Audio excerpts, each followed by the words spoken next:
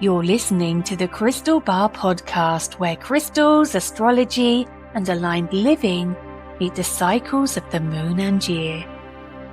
I'm Claire, and each week I bring guidance and stories to inspire you to live with clarity, connection, and purpose. So take a deep breath, make this time for you, and let's begin.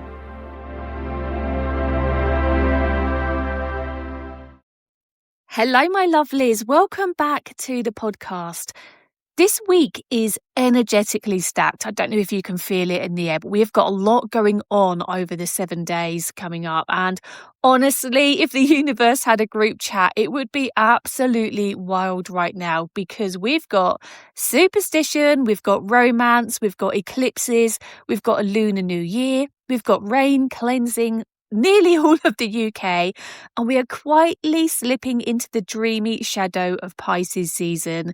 So if you've been feeling quite emotional, reflective, quite romantic, and slightly, ever so slightly even more witchy, and also a little bit tired, may I add, congratulations, because you perfectly sync with the cosmos right now. So let's unpack this beautiful, strange, magical week together. But first of all, I thought I'd have a quick catch up with you all. How are you all doing anyway? As we head kind of nearly into the second week of February, which is quite wild really, isn't it? How are you doing? How has the year felt for you so far? Because to me, it feels like I blinked. It was January the 1st. And here we are. And if the rest of the year goes like this, wow, that is some speed. But just remember, try and ground yourself. If you feel like time is flying really fast, try and ground yourself. So Ivy and I are sat here right now. I'm at my desk. If you've looked at social media recently, probably, I think 4 days ago, I shared a little behind the scenes of my desk with the lamp on. I'm sat there right now with the window to the left, so I'm out looking over the green area, and then we've got horses beyond that, and then woodlands beyond that.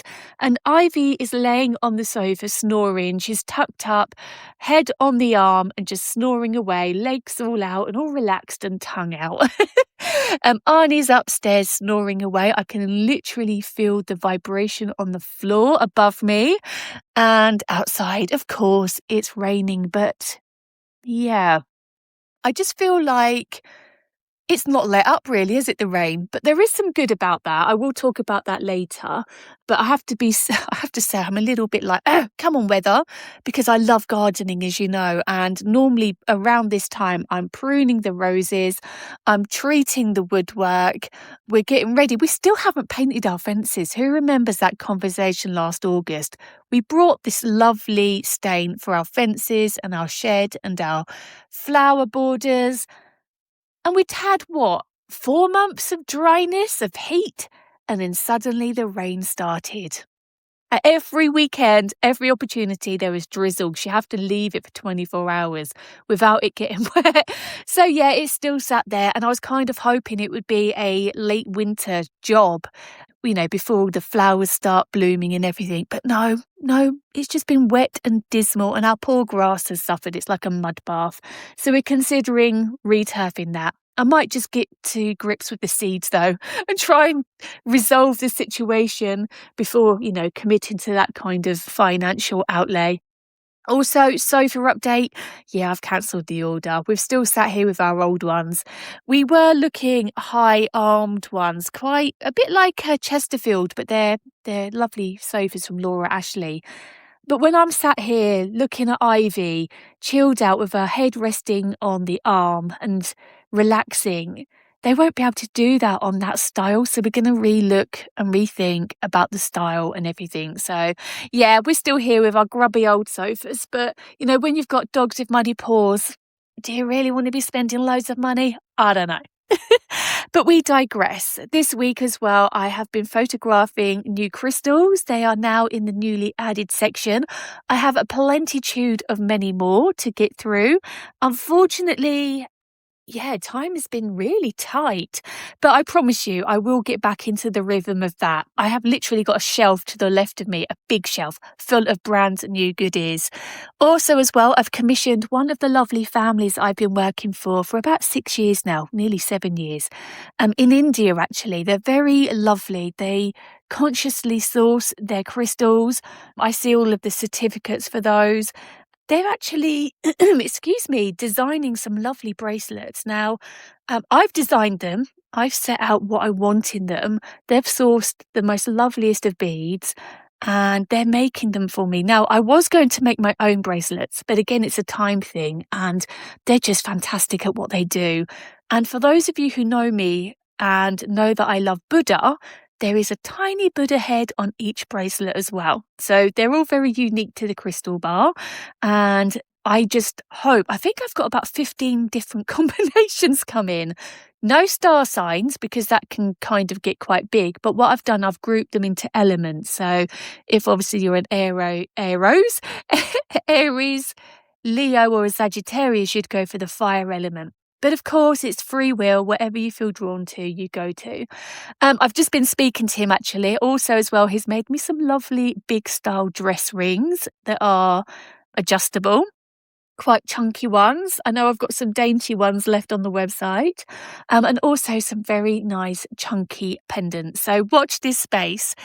The crystal bar is changing up a gear again. I told you, didn't I? I told you Christmas is out the way and then I start refilling those shelves. Are you right, Ivy? You okay? Ivy's doing a funny little movement. Are you okay, my darling girl? Oh. Bless her heart. She might come and cuddle me any minute. But anyway, my goodness, this is going to be one long podcast. If you didn't skip past this bit, well done you.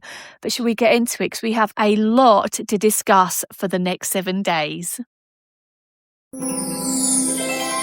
So let's start with Friday the 13th. Ooh. Now, culturally, Friday the 13th has this reputation of being unlucky.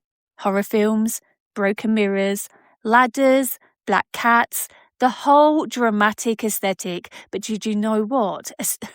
Energetically, it couldn't be any further from the truth. It's actually far more interesting.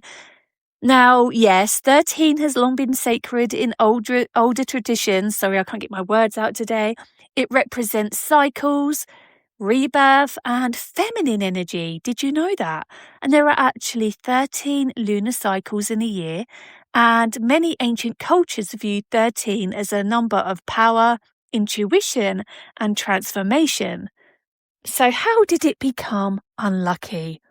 Because, do you know what? Mostly people fear the unknown. Humans have always been suspicious of anything that represents change. 13 is a number of endings and beginnings, and endings do make people uncomfortable. So Friday itself was historically associated with Venus, the planet of love, beauty and pleasure. And this actually means this date is a fascinating mix of Venus energy and lunar mystery. It's not cursed, it's really passionate and potent. So this is a really brilliant day for breaking bad habits, releasing fears, trying something bold, and stepping outside your comfort zone. And your crystal for Friday the 13th is Labradorite. Why? Well, this is the ultimate transformation crystal. It supports courage when you're walking into the unknown. And if Friday the 13th is about rewriting superstition and reclaiming power, Labradorite is your energetic ally. Instead of fearing the day, treat it as a portal, a reset, a wink from the universe. So what you could do this coming Friday the 13th, you could light a candle, any candle, sit quietly and write down one fear, one habit, or one belief you're ready to outgrow. Fold the paper and say, I release what no longer belongs to my future. Then burn the paper safely in the candle flame or tear it up and throw it away. Now, this isn't about drama.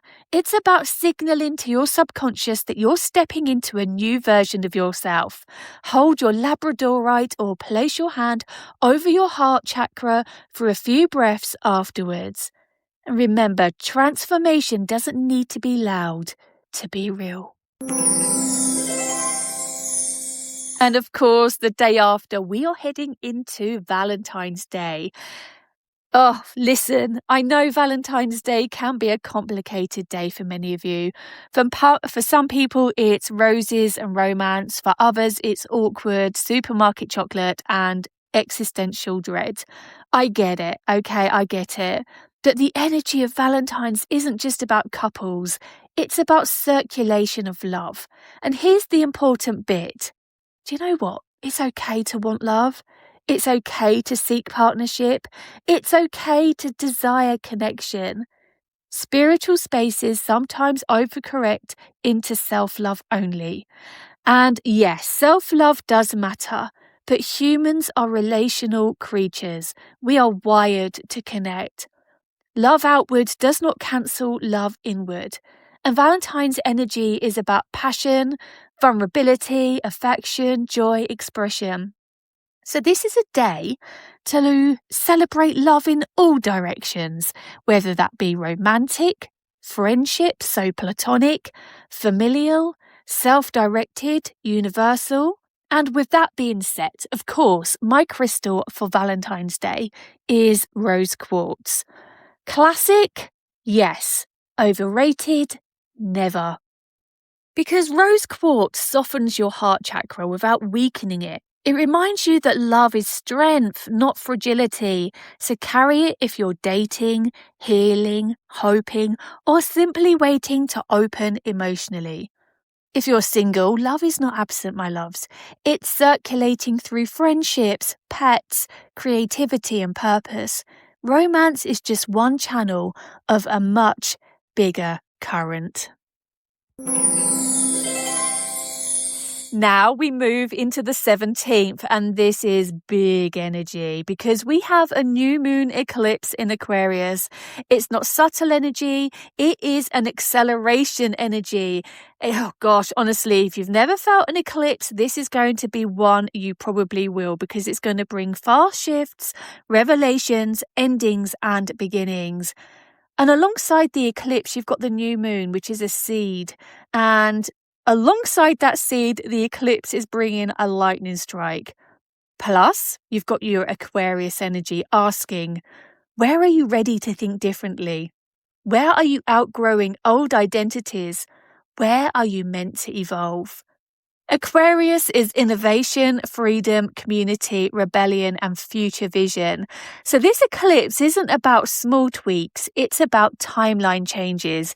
It's a cosmic fork in the road, my love. So things might start feeling quite surprising, electric, emotional but detached, visionary, or clarifying.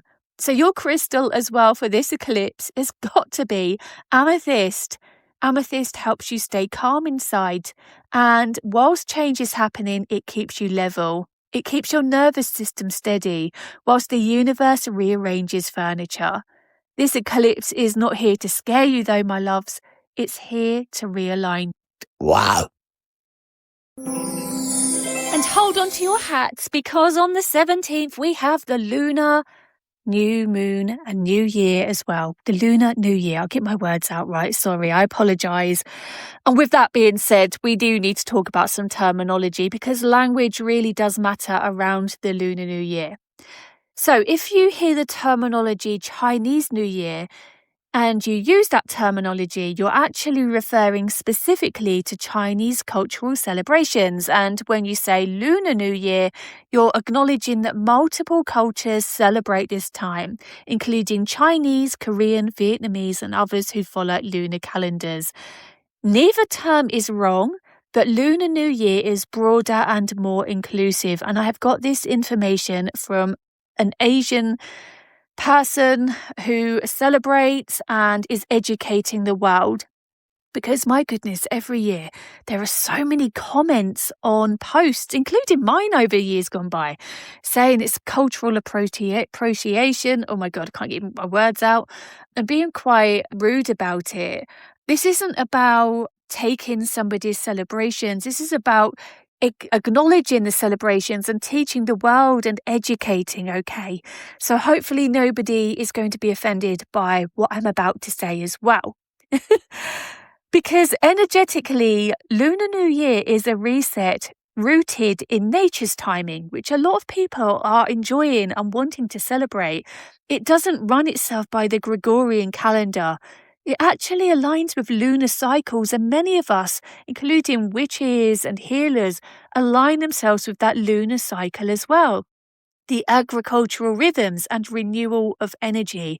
So whilst this isn't Chinese New Year, there is some element of celebrating the Lunar New Year and making this the starting point of the year, especially after a dark January. This year, the new year welcomes the year of the horse, a symbol of momentum, of freedom, of strength, and bold forward movement. And horse energy, if you don't know, is so ambitious. There's a lot of passion and independence, fast-moving, courageous energy. So this isn't your year to be quiet. This is your year to get things moving, to really take a step forward and make bold action. If you've been feeling stuck, 2026 is pushing you forward whether you've planned it or not. And your crystal for the Lunar New Year is Tiger's Eye. Why? Well, I've chosen Tiger's Eye because it anchors confidence and action. It supports decisive movement, which is perfect for this horse energy. And did you know that my lovely friend who's been giving me some information has given me some customs, New Year customs that you shouldn't do or should do, okay? So write these down. On the 17th, it's really important because you're sweeping away old energy. You're encouraged to wear red for luck. Avoid arguments on the first day. Not cut your hair because this is symbolical of cutting prosperity. And do not sweep on the day itself because it sweeps away luck. And did you know, she also told me that it's very important not to use scissors while sat on your bed. So no cutting your toenails on the side of the bed as well. And she wanted to let me know that traditions aren't about fear. They're symbolic rituals reminding us to start the year consciously. And she's given us a nice little ritual for you all to do as well, actually. So what you need on the 17th is take a small bowl and place inside this bowl a coin for prosperity, a crystal for strength or clarity, and a piece of paper with one intention for the year. Sit with the bowl and imagine the coming year opening roads in front of you and say aloud, I welcome movement, courage, and opportunity. Then leave the bowl somewhere visible for the day. Let it act as a quiet anchor for the energy you're inviting in.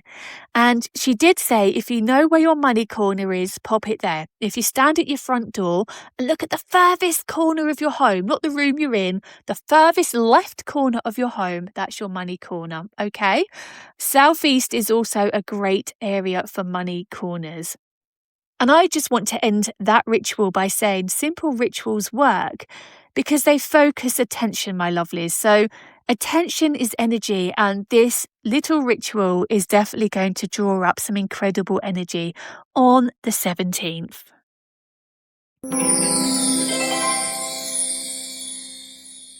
So I've had quite a lot of messages as well about the weather and how it's affecting your energy, but I just want to remind you and have a little chit chat about rain because it's such a cleansing element.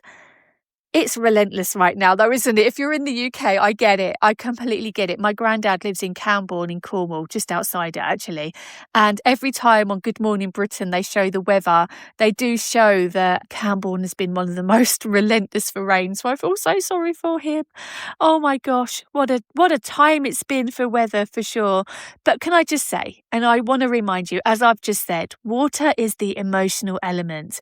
Rain is cleansing, it's purification, it's release, it's nourishment. So when it rains heavily, collective energy often becomes reflective. Water pulls emotions to the surface and it asks us to feel rather than distract.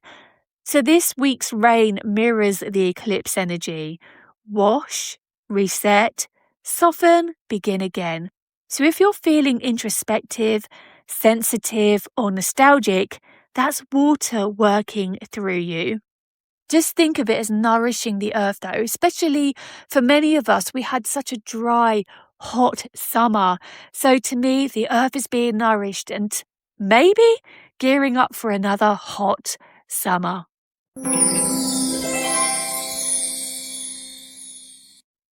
And if all of that wasn't enough energy for you to deal with, we are also in the shadow phase of Pisces season. This is the space before the sun officially moves into Pisces. So think of it as standing in the doorway between logic and dreams. Pisces shadow energy feels quite intuitive, emotional, creative, nostalgic and spiritual, and slightly foggy. So if you notice vivid dreams, stronger intuition, deeper empathy, this is not mistaken energy. This is Pisces energy shining through, because that energy is dissolving boundaries. It's blurring the edges. It asks you to listen rather than control. So this is a beautiful time, if you can, for journaling, meditation, music, art, and rest. And my goodness, this week is seriously blending that superstition, romance, cosmic reset, cultural renewal, and emotional cleansing. It is a rare convergence, and you are not meant to rush this week. You are not meant to just sit and quiver in the corner either. Get out there, experience it. Notice what's surfacing, what is ending, what is beginning. Eclipse weeks are indeed chapters closing and reopening at once. And honestly and truthfully, it's going to be a banger, but go into it with this positivity, see the energy for what it is, and take from it what you need. Do you know, I thought this week we could, close with a short meditation after all that heavy energy that I've just shoved your way, okay? If you can listen to the meditation right now, great, or please do come back to it. But what I want you to do is sit comfortably, uncross your arms and legs if you can, and just let your shoulders drop. Take a slow breath in through the nose and out through the mouth. Again, in and out. I want you to imagine rain falling around you. Soft, steady, cleansing rain. Not cold, not harsh, just gentle water washing the air. With every breath, imagine that rain washing away tension, old worries, old noise. You don't have to solve everything tonight. You don't have to figure out the year. You only have to be right here. Feel your body supported. Feel the ground beneath you. Feel your breath steady. Feel your weight on the chair or the bed, wherever you're sat. Now imagine a small light in your chest, warm and calm. This light is your resilience, your intuition, your quiet strength. No eclipse can shake it. No superstition can frighten it. No certainty can erase it. It has always been there. Take one final breath in and let it go slowly. And when you're ready, gently open your eyes and carry this calm with you into the week. My lovelies, if this week feels big, emotional, romantic, strange or magical, good. That means you're awake inside. Carry your crystals, drink your water, rest when needed. Say yes to connection, say yes to transformation. And remember, my loves, the universe is not trying to scare you, it's trying to wake you up gently with a bit of drama for entertainment. So the next episode will step fully into Pisces season. So dreams, intuition, soul work. But for now, let this week unfold. Don't force it. Walk with it. And if you want to learn more about numerology, please do check out our numerology mastery course. You won't just learn about Friday the 13th, you will learn about what every number means in your life and why people see you as they do, why you act as you do, why you're transfixed with certain relationships, and why you do the jobs that you do. Your whole soul, life, and destiny numbers will be shown to you and give you some real big eureka moments and help you plan your future better accordingly. But I am sending you love, courage, clarity, and just the right amount of cosmic mischief, my lovelies. And I just want to remind you, remember, the right crystal will always find you.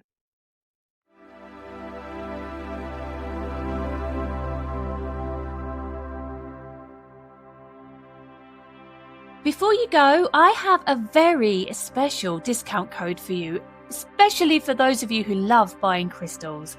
So, the code is Podcast Crystal. If you use this at checkout at thecrystalbar.co.uk, you will get a very secret discount. And yes, it is a secret because I changed the value of the code throughout the year. So who knows what discount you will receive. But I hope you've enjoyed today's episode. I hope you found it beneficial. And if you have, I'd be really grateful if you could just leave a comment, leave a review, and of course, if you have a friend who loves crystals just like us, please do share it with them. Sending you love, sending you light. Have a great week because honestly, my lovelies, you really do deserve it. And as I said earlier, remember, the right crystal will always find you.